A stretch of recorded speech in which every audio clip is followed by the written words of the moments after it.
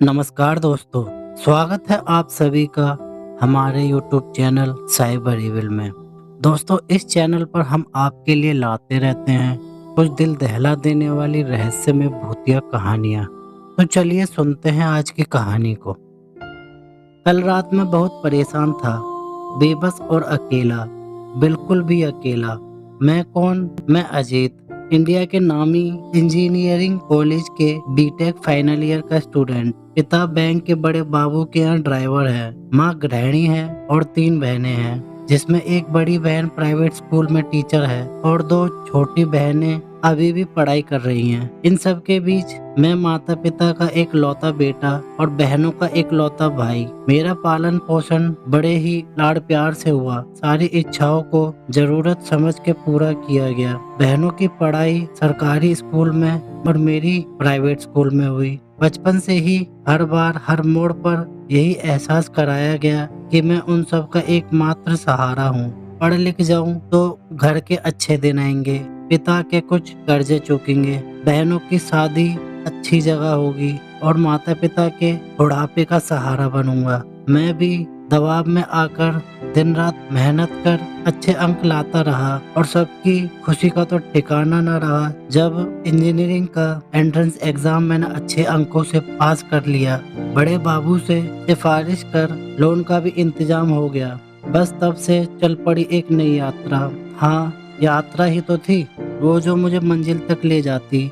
मुझ पर परिवार के साथ साथ लोन चुकाने की भी जिम्मेदारी आ गई, पर मैं बहुत आशावादी ऊर्जा से लबालब भरा हुआ था, क्योंकि मैं जानता था कि यहाँ से निकलने पर मेरे हाथ में एक अच्छी नौकरी होगी, जिससे मैं सारी जिम्मेदारियाँ आसानी से पूरी कर पाऊंगा।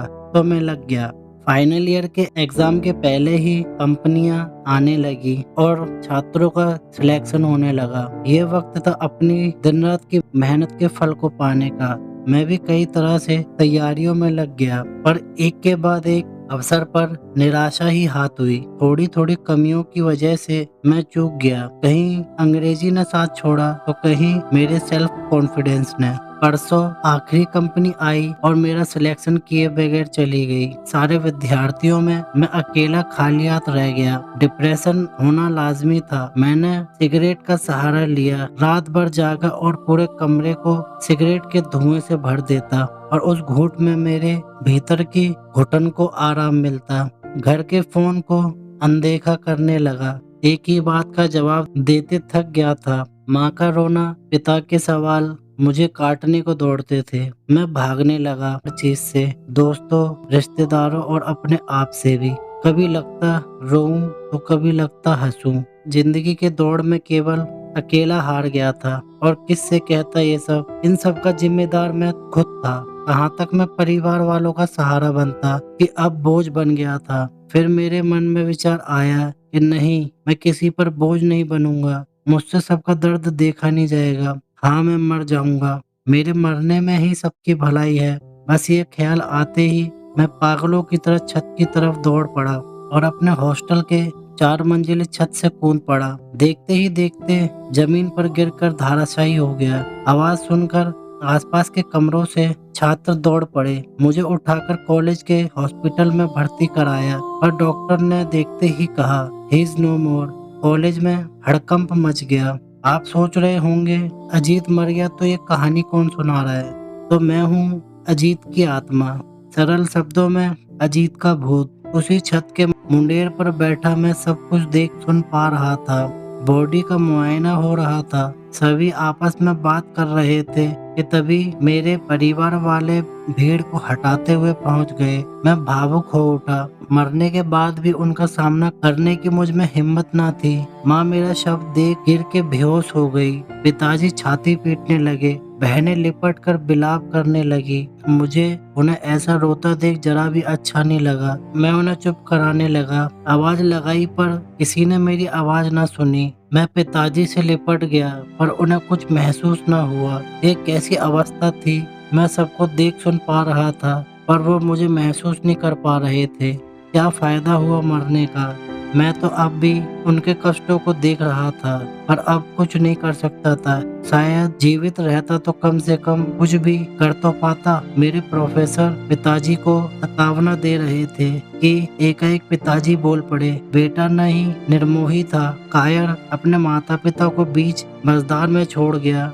एक बार कहकर तो देखता, पूरी जिंदगी उसे बिठाकर खिलाता और उसे कभी जताता भी नहीं। कम से कम मेरी आंखों के सामने तो होता। कहकर वो फूट फूट कर रोने लगे। मुझे लगा कि मेरे सामने दुनिया गोल गोल घूमने लगी।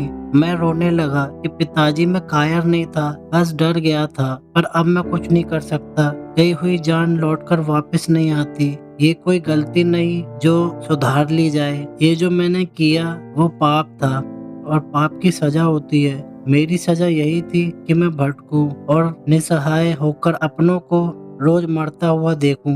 परिवारजन मेरा मृत शरीर लेकर रोते बिलखते जा रहे थे और मैं वहीं खड़ा बेबस उन्हें देख रहा था। अचानक अलार्म बजा और मेरी नींद खुल गई।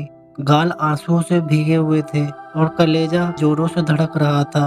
ओह, तो ये सब सपना था। कितना भयानक सपना था ईश्वर। घड़ी की तरफ देखा तो सुबह के 8 बज रहे थे। आज आखिरी कंपनी का इंटरव्यू है मेरा। मैं जल्दी से उठकर तैयार होने लगा कि फोन की घंटी बजी और उधर से माँ बोली, बेटा तू अच्छे से अपना इंटरव्यू देना, किसी भी बात की चिंता मत करना। हमारे लिए तू जरूरी है, तेरा काम नहीं। तू दिल पर कोई बोझ ना रखना और हाँ, हम सब तेरे साथ हैं। मैं आंखों में आंसू और होठों पर मुस्कान लिए उनकी बात सुन रहा था और कहानियां खत्म हो जाती है। तो दोस्तों, ये थी आज की कहानी। अगर आपको ये कहानी अच्छी लगी हो तो इस कहानी को लाइक करें, कमेंट करें और अपने दोस्तों के साथ फेसबुक और व्हाट्सएप पर शेयर करें। और दोस्तों, अगर आप भी ऐसी कहानियाँ सुनना चाहते हैं तो हमारे साइबर एवल यूट्यूब चैनल को सब्सक्राइब ज़रूर करें और बेल आइकन को ऑल पे सेट करना ना भूलें, क्योंकि हम ऐसे ही रहस्यमय भूतिया कहानियाँ रोज़ लाते रहते हैं। और दोस्तों, मेरा नाम है जितेंद्र सिंह। और दोस्तों, अगर आपके पास भी कोई कहानियाँ हैं तो हमें ज़रूर भेजें। लिंक आपको डिस्क्रिप्शन में मिल जाएंगे। और मैं मिलता हूँ आपको अगली कहानी में। और दोस्तों, वीडियो पूरी देखने के लिए धन्यवाद।